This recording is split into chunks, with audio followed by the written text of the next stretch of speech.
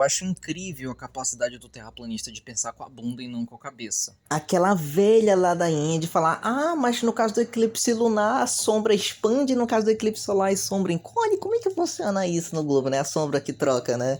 Negócio de anos atrás, literalmente, que já foi respondido como funciona a penumbra e umbra, mas é aquele negócio. O cara tira o tempo dele para colocar o comentário, mas ele não tira o tempo dele, não tira 3 minutos para fazer um experimento na cozinha, que seja.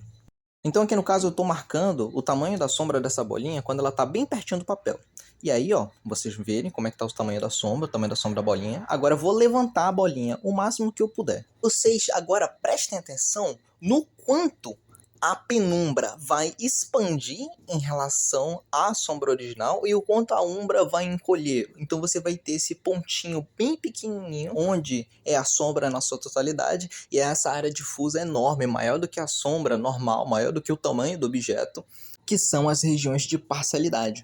Agora, esse efeito só acontece porque o objeto que está produzindo a sombra é consideravelmente menor do que o objeto emissor de luz, que no caso do experimento, a bolinha é menor que a lâmpada. Por isso, a gente tem uma umbra pequena e uma penumbra grande.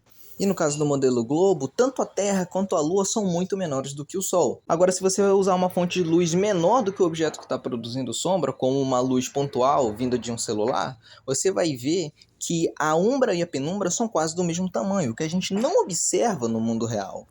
No mundo real, o que a gente observa durante um eclipse é uma pequena região de totalidade e uma área muito grande de parcialidade. Considerando isso, eu ainda vou deixar essa questão, já que a gente sabe que esse tipo de sombra só pode ser produzido por um objeto que é menor do que a fonte de luz, até para uma Terra plana, isso teria que ser o caso. A Lua não pode ser do mesmo tamanho do Sol nem na Terra plana. E agora, para completar, como no meu comentário eu toquei no assunto exposição, como vocês podem ver aí na imagem da câmera, com a exposição baixa, a gente vê que a sombra é claramente maior do que a sombra original.